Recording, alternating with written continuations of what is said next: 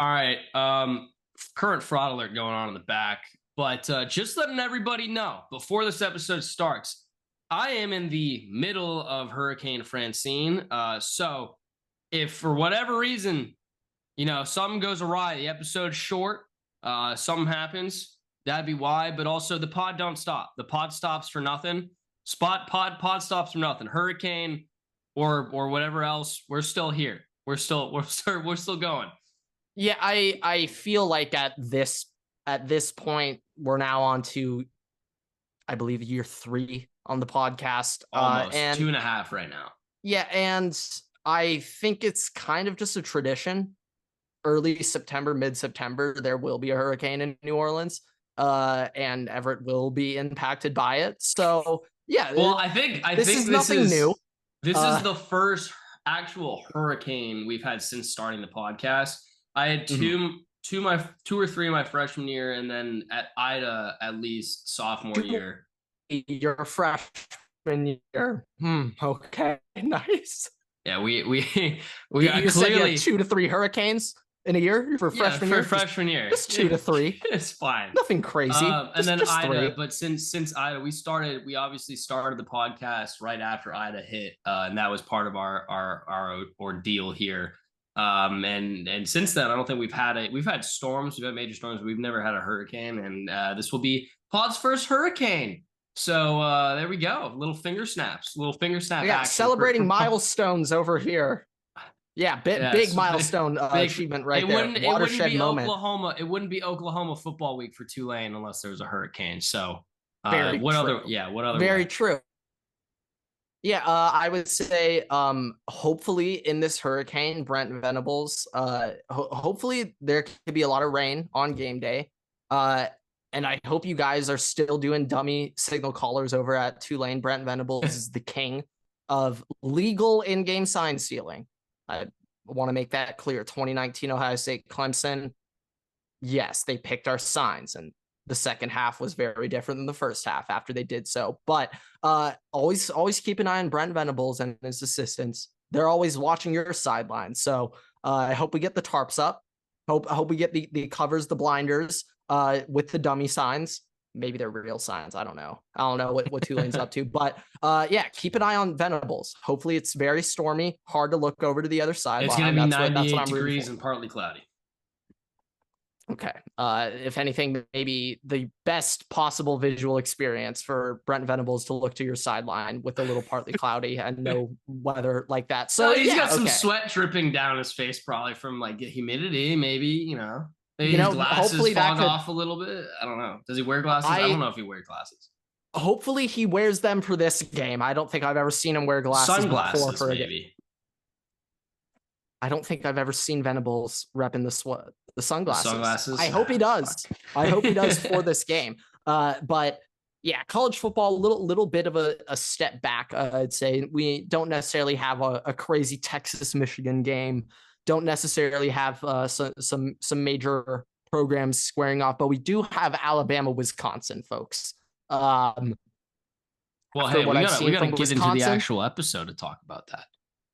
Yeah, actually forgot. We gotta do the introduction first. Sorry, that's on me, everybody. That's on me. But without further ado, what is going on, everybody? Welcome back to another episode of the Waterboy Podcast. Today is episode 256.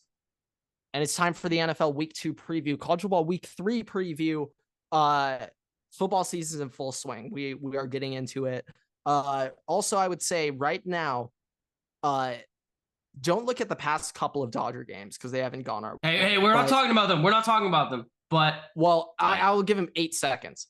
They can slump this week. That's okay. But next week it's on. I didn't even get to 5 seconds. You almost got a 6, but I was a little slow on the draw. Yeah, maybe a little lag delay there, seeing the time counting. But yeah, on to football. NFL, of course. Let's start a couple things here, okay? Obviously, last week was our week 0. Okay, it was week 1, but it was our week 0, so it didn't count. We're starting our yearly match off or yearly face off between me and Grant starts today.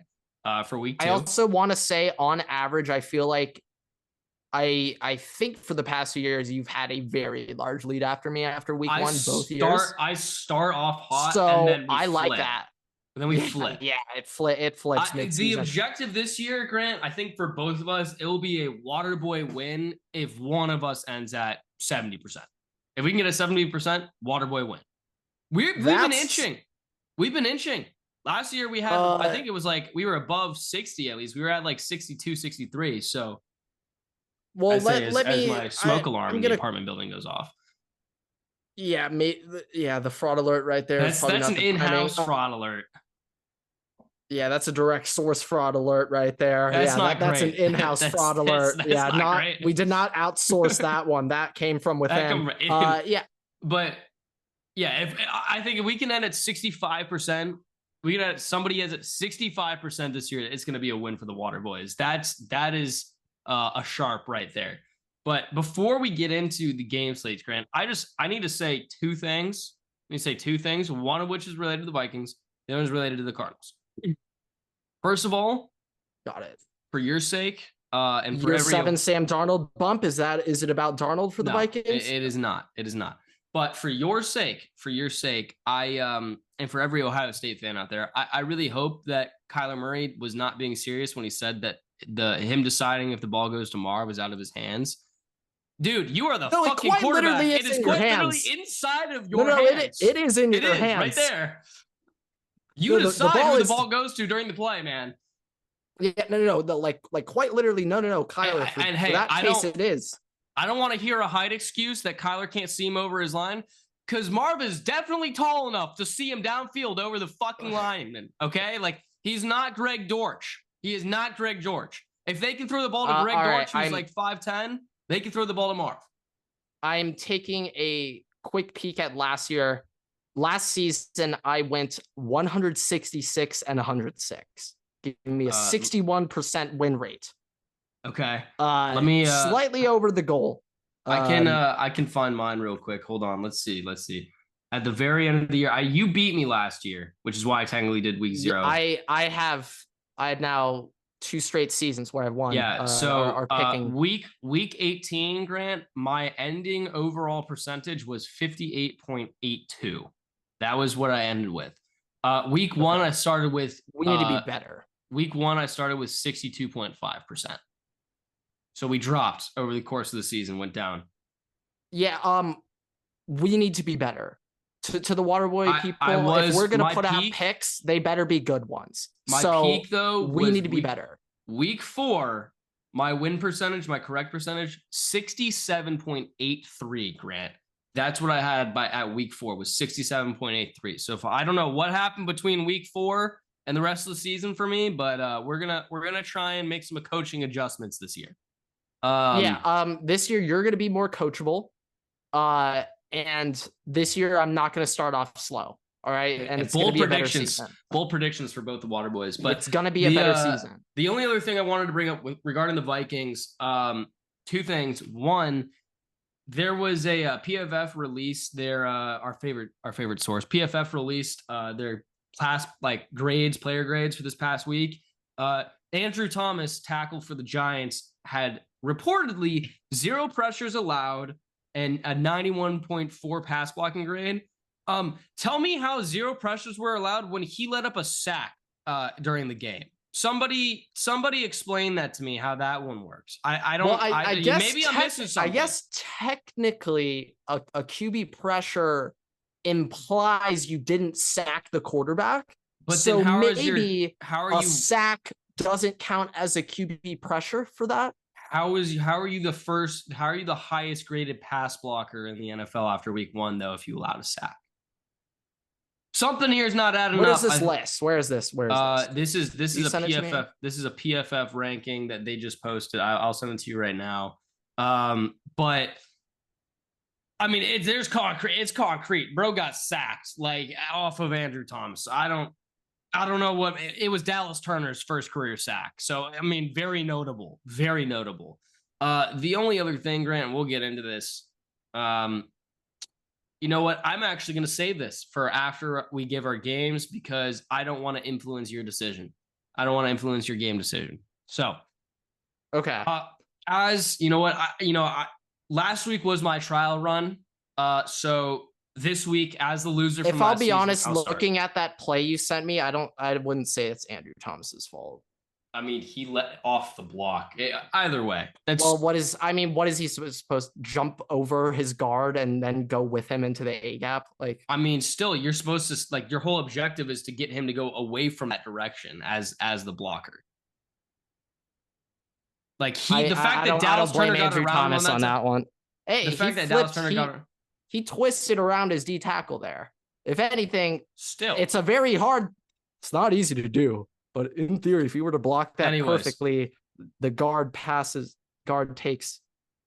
Still, he was against. I'm not blaming that one on Andrew Thomas, but that's not his fault. I'm disrespectful after what Darisaw did last week versus Brian Burns or Kayvon Thibodeau. He made Kayvon Thibodeau his bitch. So I'm all with you on that. I don't think Kayvon's that good. As a man who has a history with Kayvon, going back to high school with one of our very first TikToks experience, by the way. I know Kayvon's priorities aren't exactly where they need to be. They are definitely not. No. All right, Grant. I'll list off these games for everybody for reference. One, since I'm in the middle of a hurricane, I can't promise this is going to go up before the game on Thursday. Hopefully it will. But we are recording this on Wednesday, so just for reference for everybody, game picks are made in advance. These are before all the picks. It is 3:26 and 40 seconds right now on Wednesday, September 11th. So just clarifying. Okay, here we go. Thursday night. Bills at Dolphins. Sunday afternoon slate, Grant. Afternoon slate, noon. Okay. Saints at Cowboys. Bucks at Detroit. Colts at Packers. Jets at Titans. 49ers at Vikings. Seahawks at Patriots. Giants at Commanders. Chargers at Panthers. Browns at Jags. Raiders at Ravens. 305. Real quick, just to pause. Holy shit! Did you just notice how many games there are in that early slate? So many noon games. We have a 10 box on Red Zone. Let me count. 2, 4, 6. There's 12. We might have a what number? I don't know what that's gonna be. I think a Deca box would be 10. What would a 12 box? No, Hecta would be like Hectagon 6. Hecta Oct. I thought, but Septa is Sept. I don't. Wait, I think Heptagon Sept because Sept is 7. Hectagon is. Don't quote us on that one, folks. Haven't taken geometry in a while. It's been a really I know my shapes. Yeah. But yeah, there's 12 games in that slate. We have a lot. There's a lot. Any of you out there who says you're gonna watch all 12 of those football games, you're lying. Unless you're a big cat, you're lying. You're not going to watch all 12 of those. It's impossible. You can't watch every play of all 12 of those. But go on to prime time. Yeah, not prime time. 3:00 slate. We don't count that. It's not prime time. 3 games for 3:00 slate. We have Rams at Cardinals, Steelers at Broncos, and Bengals at Chiefs. NBC night game, or alternatively on Peacock. I'm not gonna say where I was gonna go with that. Let's not mention that any Bears further. With Texans, on Peacock. Bears at Texans, 7:20 p.m. on Sunday. Why you would name your thing Peacock? Don't know. Monday night, Falcons at Eagles, 7:15 p.m. So I'll start. I don't know if you wanna pull your earbuds out. I've got all my picks in place. I'm not changing them. Picks are locked. Picks have been locked. All right. Dolphins, Cowboys, Lions, Colts, Jets, Vikings, Seahawks, Commanders, Chargers, Jags, Ravens, Rams, Broncos country, let's ride, Chiefs, Texans, and Eagles. Okay, so Broncos country is where you made your that was my upset pick. Your upset. Okay. Yeah, in theory, yeah. So you pick Rams, correct? I did pick the Rams. Okay, so I also picked the Rams. Rams are actually a 1-point underdog, which makes me a little concerned because who in their right mind would say the Cardinals are favored over the Rams after last week. Maybe if Puka makes that big of a difference to the team, I have no idea. But Tyler Johnson's going to eviscerate that secondary, so I'm not concerned. Like Tyler Johnson has stepped up in that role, but also like, guys, Prime Cup might be back, and if that's the case, you don't need Puka. It doesn't matter. So Puka he's brand new. He's green, dude. He's only been in the league for 1 year. So shit. And on IR, and I'm hearing that. I know IR it's minimum 4 weeks, but I'm hearing this could be 6 to 7. So I'm hearing about 4 to 6, but 6 most likely. Okay. Hopefully it's only 4 to 6. I love Puka. He's an absolute animal. But yeah, that one was interesting to me. Seeing Rams underdogs for that. That was interesting. But okay, here are my picks: Bills, Cowboys, Lions, Colts, Jets, Niners, Patriots, Commanders, Chargers, Jaguars, Ravens, Rams, Steelers, Chiefs, Texans, Eagles. All the last 3 games are just easy atrocious. Ones. I was contemplating taking the Pats over the Seahawks. I like that. I do like that. I think the Patriots match up really well. That Seahawks defense, I think, is going to be the reason why they win. I don't think that Seahawks offense is going to be good, but the Seahawks defense, I do think is good.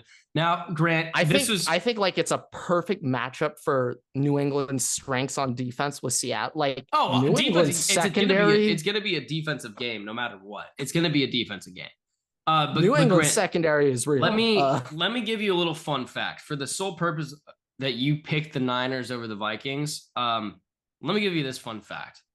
The 49ers have not won a game in Minneapolis in 32 years. They have lost 7 consecutive games at the Metrodome and at US Bank Stadium. And obviously this game is back in Minneapolis this week. Played here last year. We played them in Minnesota last year. Big Monday night football game. Without Justin Jefferson too, by the way. And won that game. One of the last games with Kirk before you got hurt, right? Yep. That was like a week or two before when I was like, oh, we actually finally figured it out. We were like 1-4, and that was the game we were like, yeah.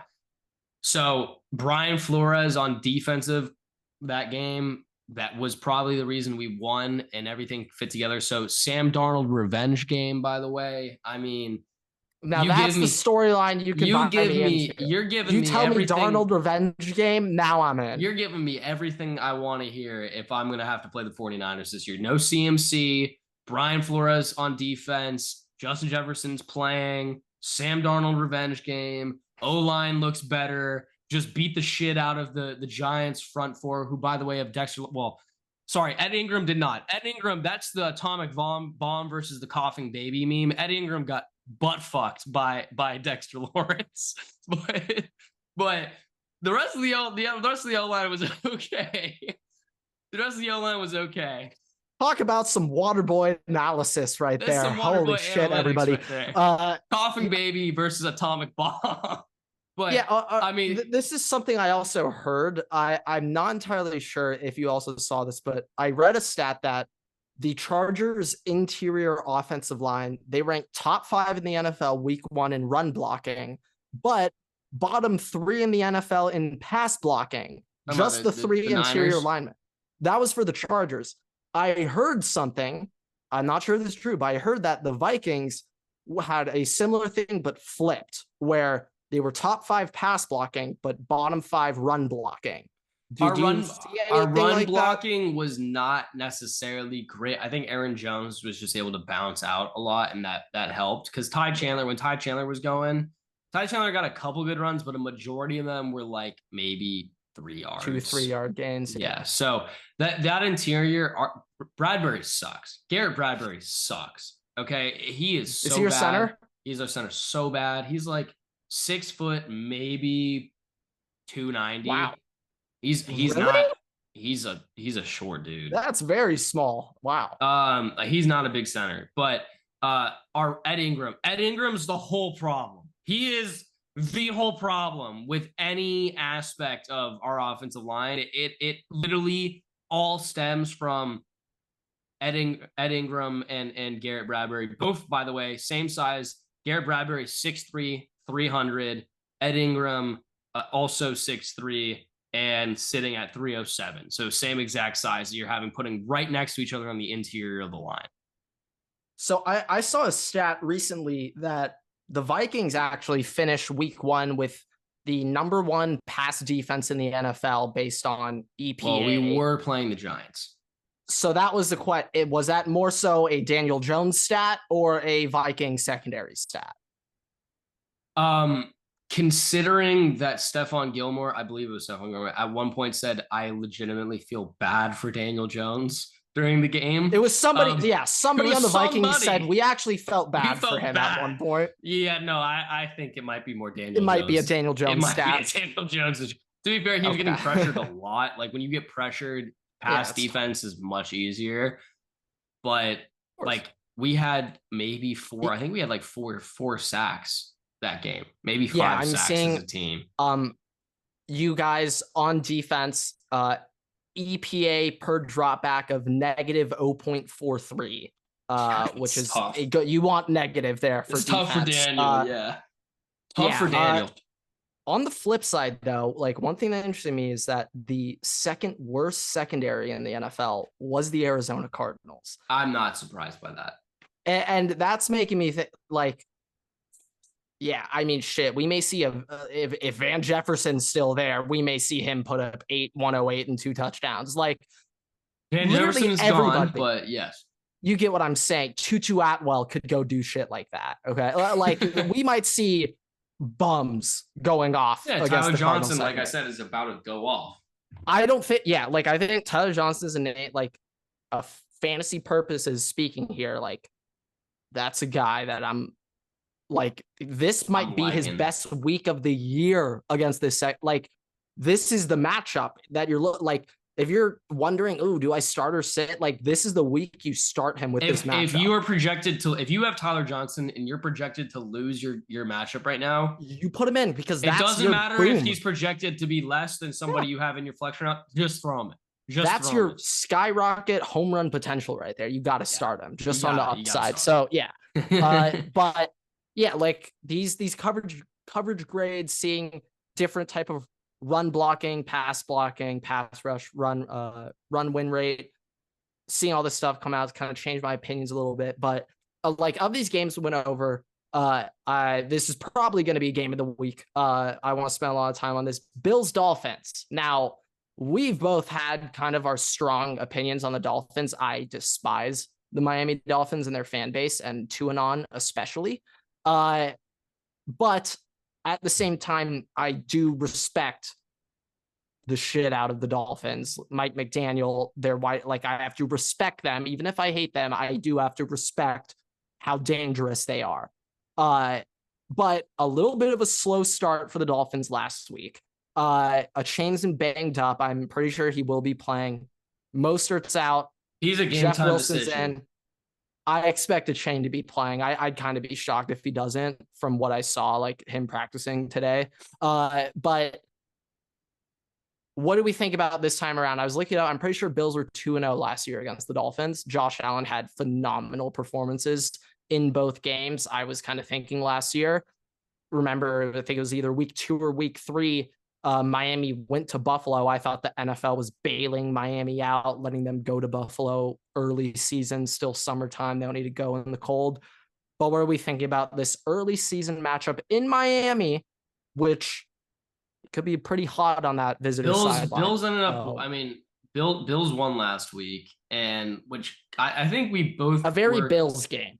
Yeah, we were both kind of anticipating that they would lose that first game. Or at a bare minimum, Keon Coleman really wouldn't be a focal point as much as he ended up being. With that said, I mean, dude, the Dolphins have Jalen Ramsey. Like Keon Coleman is not. Oh, he's not. Yeah, I'm not very impressed with Keon Coleman. He's not. Another little fun fact. Fun little fact I want to pull up: separation rates for rookie wide receivers. We'll go into some others as we get into the games, but Everett, the worst rookie wide receiver in the NFL week 1 in terms of average separation per route run Can you guess who it is? I'm going to guess Keon Coleman. Good guess. But that would be wrong. The worst rookie wide receiver week 1 of the NFL in terms of separation was Marvin Harrison Jr. Marvin Harrison Jr.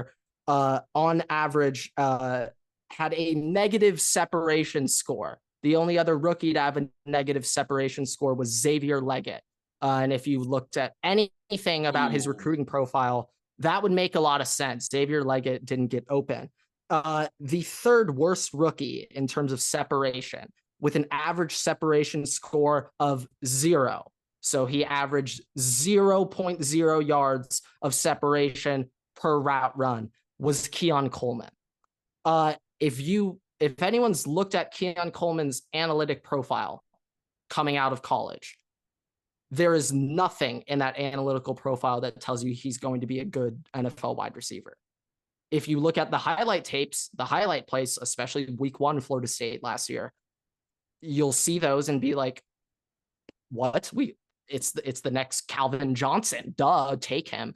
But when you actually like watch the non-highlight plays where he's mossing a receiver or a DB, he's not very impressive in terms of what the NFL looks for. If you put a DB in there that 1 plays good man or 2 is like 6'2", 6'3", he's not gonna catch a ball. You can't. Yeah. It appears as if Keon Coleman led all rookies, and they just determine it as just a loss on the route. So I'm not exactly sure how they determine it, but he led rookies in lost routes ran. Not really sure what that means. Maybe that's just like the blanketed. Yeah, that's my guess. Maybe the corner's with you step for step. Yeah, I don't really know what that means. But yeah, Keon Coleman, just in terms of separation route running, he is not, that's something you're gonna have to wait on. Like that might be a year 3, year 4 type thing, not year 1 or year 2. Looking at this game, getting back to the game itself, Tua just sucks. All right, Tua sucks. But outside of that, every other aspect of that team is in such a position where they should win that it will come down to whether or not Tua sucks. So I think that, the Bills secondary, is Damar Hamlin going to stop Tyreek Hill? No, Damar Hamlin is not stopping Tyreek Hill. So is Taylor Rapp stopping Tyreek Hill? Probably not. So if Waddle's healthy and you have both those guys, I think the Bills defense just becomes a non-factor, and it's whether or not you think that the Bills offense can keep up. And I don't think that they can. I think that maybe if it turns into a running game and they slow the pace of the game down a lot and they just go with James Cook, yeah, they might be able to keep pace, because then instead of just letting the Dolphins just keep going, right, they're now bringing the clock down. But if they don't do that, if they don't do that and they try and keep the ball through the air, like it's going to have to be a Kincaid game, because the Dolphins linebacking core is not great. They're all pretty injured right now, or they're not playing yet. So who are their off-ball linebackers? I don't even know. Well, if you count Jalen Phillips and Bradley Chubb, but I think not them is it Baker? Is Jerome Baker still there? Is it still Baker? It might still be Jerome Baker. Oh goodness. Okay, let me quickly see. Yeah, I mean, I'm rocking with Baker because Baker's rocking with me, but I think it's gonna have to be an over the middle kind of tight end game, because the corners are gonna lock down your wide receivers anyways. So it appears if Jordan Brooks is pretty good. Brooks and David Long. Good. Anthony Walker too, if he plays. Brooks and David Long, that's a height mismatch you can exploit if he has to play man on Kincaid. I guess also like safeties sometimes played. Like I would like a Javon Holland or a Jordan Poyer. I like Miami's safeties. I like them one-on-one with Kincaid. It's the linebacker. But I mean, outside of that though, like Kendall Fuller and Jalen Ramsey, Keon Coleman's gonna get nothing done, and I guess their wide receiver twos maybe like Shakur, right? I don't remember what his Khalil Shakir. Yeah. I can guarantee you Kendall Fuller's locking them down. So Yeah, I think it's gonna have to be a big run, big tight end game. Yeah, no, that's a phase that you actually bring up a great point there. Like, I think Miami, just with the pressure they can bring off the edge, I expect, like, if I were Miami, I'd want to play contain. Like, do not let Allen scramble. I'm pretty sure Josh Allen was third in the NFL among quarterbacks in scramble rate. Yeah. So play week one. Play Jordan Brooks. Contain, play a spy on Josh Allen. Don't let him run. If you're gonna man up, really what I would do, get the safeties on Kincaid. Let Jordan Brooks spy and Javon Holland come down and plays man. It's the problem is you're gonna have to be in cover one the whole game. That kind of sucks, but I think you can get away running a lot of cover one against this team. Like, I don't think they can like Shakir can burn you. Actually, Shakir may get deep a little. Well, Curtis is. That's why we're not. That's why we're not defensive coordinators. Well, you could probably play a zone with the spy, but even then, like you're not having the safety come down for that. I think, objectively speaking, they probably want to play a lot of zone. I'd want my linebackers keeping their eyes in the backfield in case Allen's. Like, I think the key for the Bills to just extend drives will be Josh Allen scrambling. Yeah, I mean, it will, or a little check down on James Cook. Go. Yeah, like, I also think, just also that Bills defense is just getting cut through like a butter. Well, we're not surprised. That shit got Thanos snapped last. Yeah, we went over that with the Von Miller contract. But let's. I know that you want to touch on a couple college things, so let's get to one or two more NFL games before we move on. So let's put this game aside. Put it on the shelf. Put it on the shelf. Put it back in the fridge. Okay, actually, you know what? Let's look at an interesting game that I feel pretty confident in one side, but like I'm not entirely sure. Maybe something goes different here, but Seahawks Patriots, I feel like very good about the Patriots for some reason. So this was my argument. Patriots did come back and they upset last week, right? They had a surprising win. Everybody thought that they were going to lose last week. My one thing with the Seahawks is I like their defense versus a Patriots team that's really just not all there. Like the Patriots offense is quite limited. The Patriots played a Bengals defense last week that's not too good, and the Bengals offense was pretty, bad. Joe Burrow's not good week one. They're missing guys. They didn't want to target fucking Jamar, whatever they did, right? So, when you take that and you look at the fact that Seattle played Denver's defense, Denver actually has a starting corner. I will give them that, Denver. I'll give Baron Brown is also pretty good. I know that's also your guy. So, scoring 26 points, I think that it's going to be a question of whether or not New England can score that amount. Because I would compare New England's defense closer to Denver's defense than I would compare Seattle's defense to the Bengals. So it's a question of whether or not you think the Pats can score more than, let's say, for reference, 26 points versus the Seahawks. And I don't think that they can. One thing I thought, like, I was watching that Broncos-Seahawks game relatively closely last week as a man attached to Bo Nix.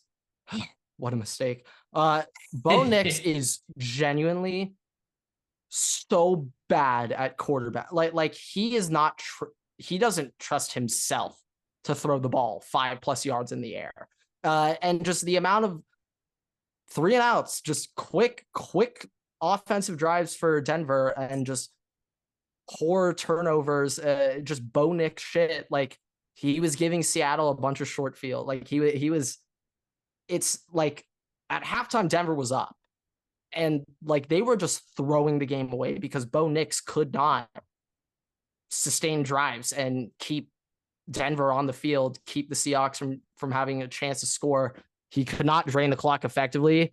And I just think, though, maybe that Seattle game, they kind of had some points given to them. Like, I'm not very impressed. I would agree with that, but at the same time, Kenneth Walker, though,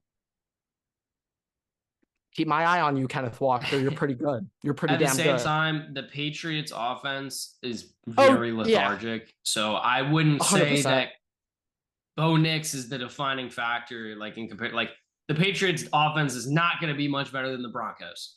So, and I think that if you were to stick the Broncos against the Bengals, they might score more than 16 points. So I'm not overtly concerned about that.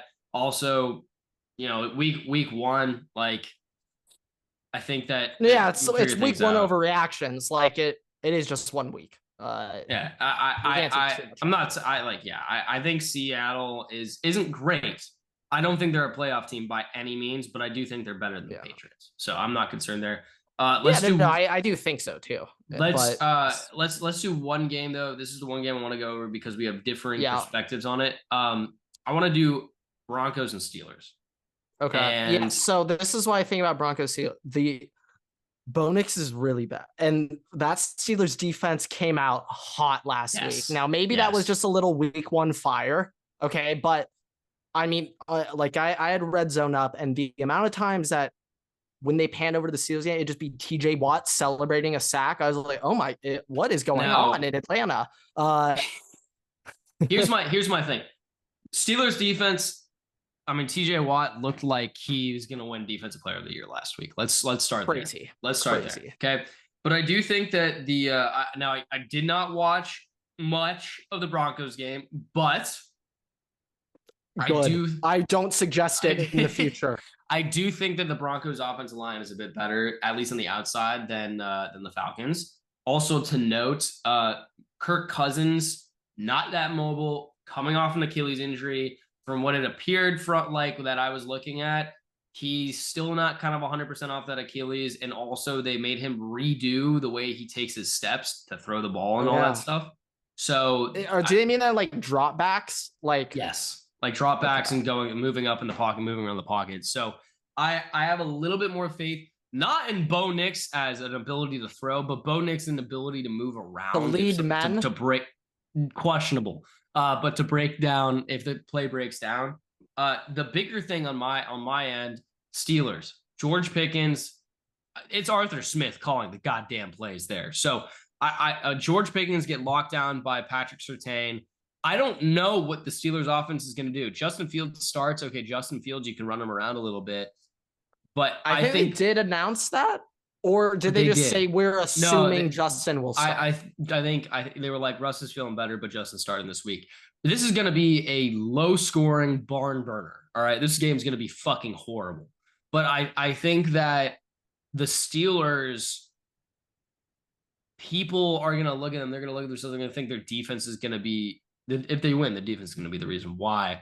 But I do think if you give the Broncos another week to kind of figure it out, not saying Bo Nix is going to come out and show off and be, look like Tom Brady, right? But I do think that he might be able to figure out a little bit better. I'm going to say this, he's going to throw 4 picks this weekend, but it's going to come down to who scores a defensive touchdown first. Let's put it that way. So if anything, that's a game where first touchdown defense, pick your favorite player on defense to score that first touchdown, and you just pray. Yeah, but I like the Broncos from the basis that I feel like a lot of the plays versus the Falcons was made out of pressure and the fact that Kirk Cousins couldn't move around that much. And the Broncos with Bo Nix is chaotic. He's chaos. But I think that's he's back to Auburn Bo Nix. He's running around. Give him a little bit of an advantage. He's making some Josh Allen throws, and I mean that in the worst way possible. It's just some question. If the Broncos could establish the run somehow, I think that they've got this. They'll have this game down. But I do not trust Javonte Williams. I'm not sure if this is the game that you're gonna fix the run and establish it. But I do think if you come out with some, just like Bo, dude, fuck it, do you, Bo? You do you. Just let the boys play. I guess technically this applies to Denver. We don't like to use the term "let blank cook," but you should let Bo Nix cook. You should let Bo Nix cook to have a chance to win this game. Because if you're gonna tell Bo Nix to be check down Charlie again, the offense. Also, I'm just saying this. I'm just saying this. If you're in a Survivor League and at any point need to pick the Broncos, you either got to pick them this week or you got to pick them when they play the Panthers. There is no in between.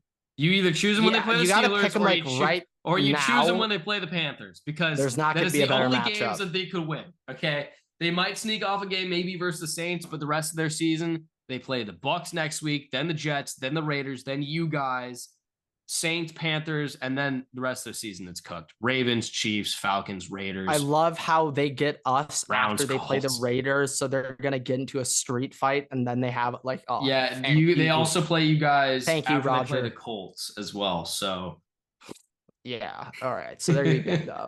And it's good. Yeah. But let's get into the college football slate. We'll wrap up with that.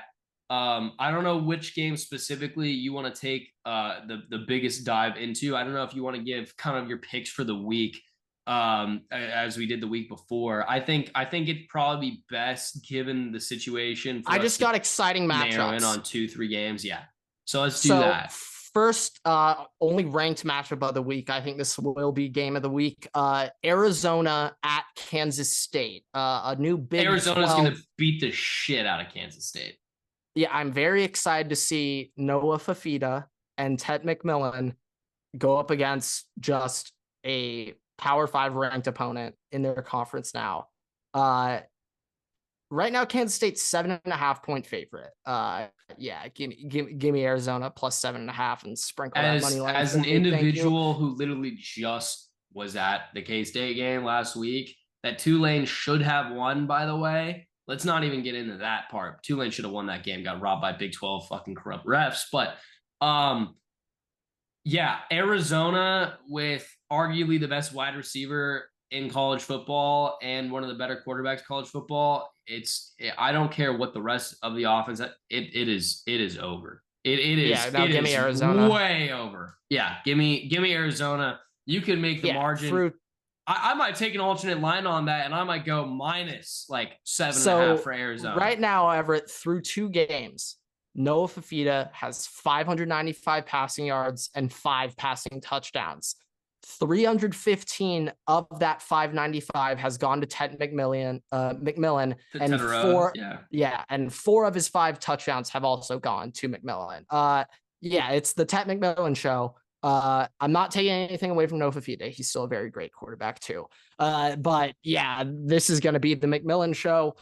Get your popcorn ready, folks. That's on Friday night. So we get a little Friday night action. Yeah, I think it might be close, but from what I saw from the film I watched with my own eyes last week, I think K-State, it's not going to be a pretty game. But that's the first one. I think that'll be game of the week. Everyone's talking about Alabama, Wisconsin. I think Bama's about to wipe the floor with Wisconsin. Bama's currently a 16-point favorite. Yeah, I'm laying the points there personally. But my game of the week, Everett, this is the matchup I'm most excited for. LSU at South Carolina.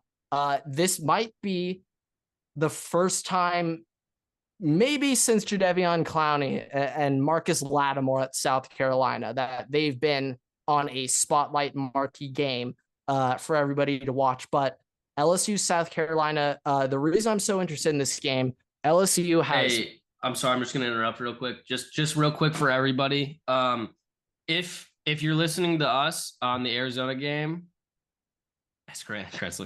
Alternate line caps out at -2.5. They'll only let you take Arizona by -2.5, and that -2.5 is plus 260 odds for -2.5 Arizona. I'm gonna send a text to the bookie real quick. Give me 1 second. Sent. But yeah, LSU, South Carolina, the matchup I'm most excited for. LSU's 2 tackles. They got first-round guys. Will Campbell, of course, their left tackle, going up against true freshman edge Dylan Stewart. From what I've seen from Dylan Stewart in his first 2 weeks of college football, keep in mind he's 18 years old. He looks to me like he is already, at minimum, a top 3 defensive end in college football. I would say I'd still give it to Pierce, but age considered, Dylan Stewart is much more impressive when you consider the age that he's doing it at. But Dylan Stewart last week against Kentucky, I thought Kentucky was kind of going to steamroll South Carolina. South Carolina did not look good week one coming out of the gate. I thought Kentucky was going to have a pretty good game, but Dylan Stewart made Brock Vandagriff's life living hell back there. He was running basically Dylan Stewart was beating triple teams. Yeah. He's 18 years old, beating triple. Also, just after one game of tape, after one game, Kentucky felt the need to triple team a true freshman. That's all you need to say based on how coaches think of him. It's Jadeveon Clowney vibes. He is a baby Clowney, and this dude's combination of, actually, I wouldn't even necessarily, like, he is very strong. He was hitting bull rushes, but this dude's quickness is unreal. He was hitting rip underneath pass rush moves that D tackles hit, and he was doing that outside. Can I just put something in your head right now? Dallas Turner on one side, Dylan Stewart on the other. Let me just do something real quick. And Mason Graham in the middle. Oh! Yeah, I don't want to think about that. But Dylan Stewart right now, if I was Ohio State, he is the number one player I'm targeting in the portal next year. Also out of 100%. High school, of course, it came down to South Carolina and Ohio State for Dylan Stewart. He picked South Carolina over us. But he's a game-breaking player, and seeing him go up against 2 first-round tackles, probably the best tackle in the draft, and Will Campbell, that's going to be must-watch TV for me. If he puts on a show against these first-round tackles, Everett, he's certified best defensive player in the country. Yeah, I'll say it. If he puts on a show against these first-round tackles, he's the best defensive player in the country. I mean, right now, like, it's not that big of a stretch to make that. It isn't. No, it's really not. But it's going to be interesting because I think LSU is also both simultaneously underlooked and overlooked at the same time. Yeah. So I'm gonna be curious as to what happened, because after week one they lose to USC, and everybody's like, they suck. But it's not like they had a bad game. Like, it's not like the game USC had to go down with 2 minutes left and execute a 2-minute drive to win. Like, remember that, everyone. Like, yeah, it's not like they had a bad game at all. It's going to be interesting. I think LSU is going to clean up that game either way.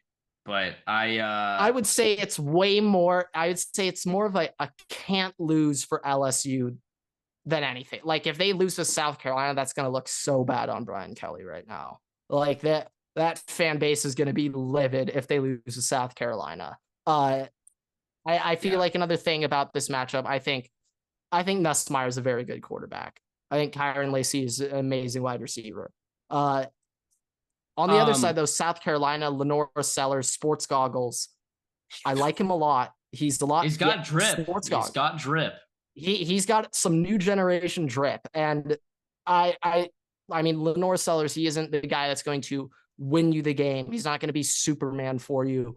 He's not going to go on these crazy runs and win you games on his own. But I think Lenore Sellers could do enough to keep the ship afloat and keep South Carolina in the game.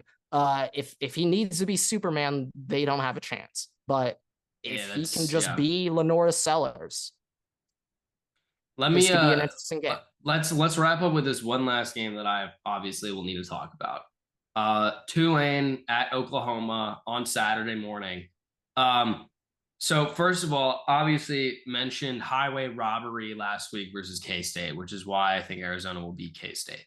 But this will be the second time Tulane has now gone to Oklahoma in the past 3.5 years because of the hurricane. Last time we played them, we were supposed to play here. We ended up playing there. All right. There are still some guys on the team that remember that game, that were there for that game. So there's going to be some blood. There's going to be a feeling of revenge that's wanted.